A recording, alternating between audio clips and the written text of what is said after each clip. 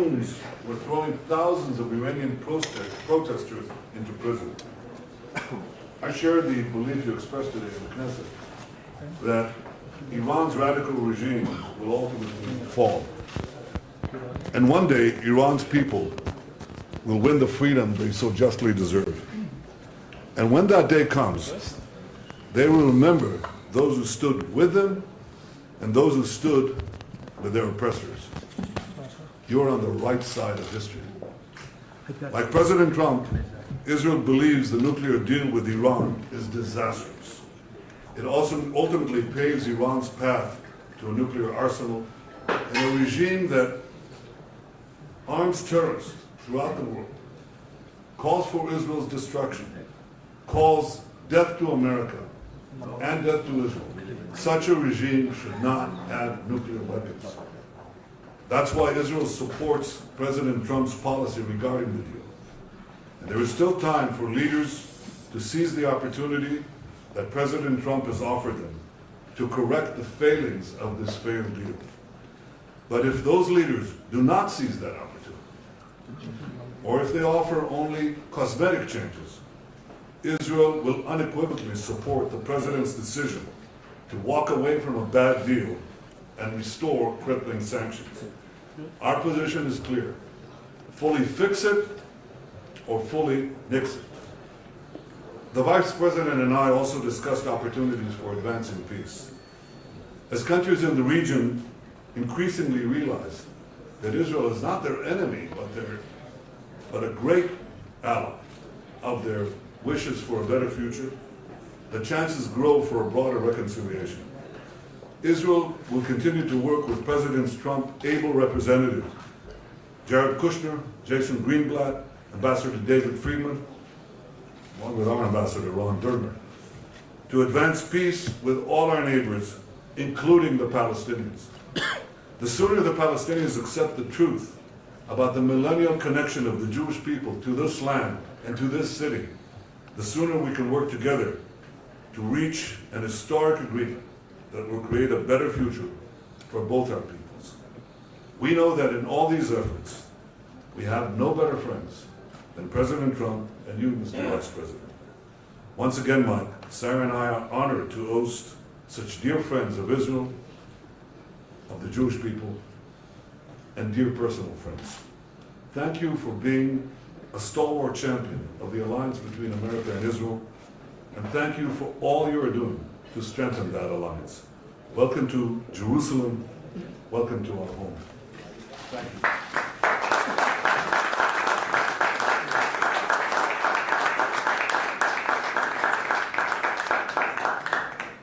Mr. Prime Minister and Sarah, it is a great honor for Karen and me to be in your home tonight. And the events of this day have been deeply humbling for me, Mr. Prime Minister. The American people cherish our relationship with Israel. And your comments today before the Knesset, your comments here this evening, your gracious words toward our President and myself are deeply meaningful to me, and I know meaningful to every American who cherishes our historic alliance.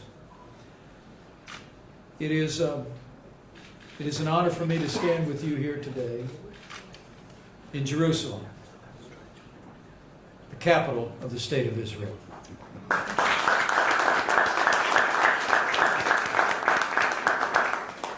I spoke to the President this afternoon, shortly after my address, and he asked me to give you not only his greetings, but his thanks. Thank you for the hospitality and the warm welcome you've extended to his Vice President. But more to the point, the President wanted me to thank you for your stirring words before the Knesset and your stalwart commitment to freedom, your strong leadership for the people of Israel, and your commitment, your unbending commitment to the relationship between the United States and Israel. Over the past 3 days, I've had the opportunity to travel across this region. Met with President El-Sisi in Egypt, King Abdullah in Jordan. We talked about the changing times in which we live. those two nations, as I said today, that forged peace with Israel years ago, and now recognize the rise of a common threat in Iran. And the opportunity that we have for, in your words, Mr. Prime Minister, a broader reconciliation across the region. And we share that aspiration and that ambition. But I'm here today in Israel to simply celebrate and affirm the bond between our two people. We stand together for our prosperity and our security. We stand together in the battle against radical Islamic terrorism. And we stand together for a brighter future for both of our nations. Before we return to the United States tomorrow, Karen and I will take a moment to pay our respects at Yad Vashem. And we'll have the privilege to pray at the Western Wall. And I must tell you, this is our fourth trip to the Holy Land. But we never fail to leave here without a sense that our faith has been renewed. Our faith in God, but also our faith in the extraordinary people of Israel and in their commitment to freedom and security and peace. And I must say, I leave here with confidence that with President Trump in the White House and with your strong leadership here in Israel, that the best days for the United States and our most cherished ally, Israel, are yet to come. Thank you. Karen and I look forward to a lovely dinner with you and Sarah, and we are grateful for your friendship and hospitality.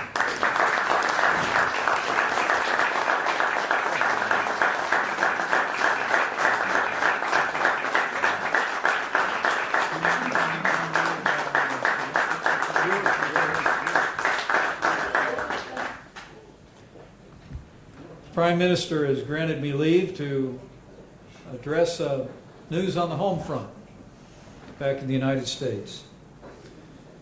And let me say, we welcome the news that thanks to the firm stand taken by President Trump and House and Senate Republicans, the government shutdown in Washington, D.C. is coming to an end.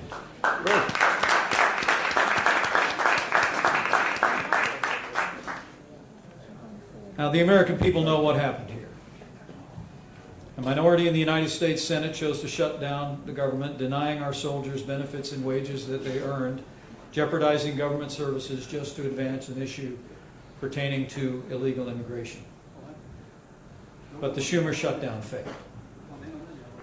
Now that the government is reopening, Congress can get back to work advancing the president's agenda. An agenda that's already created more than 2 million jobs, is setting records on the American stock market, has restored American strength and credibility in the world.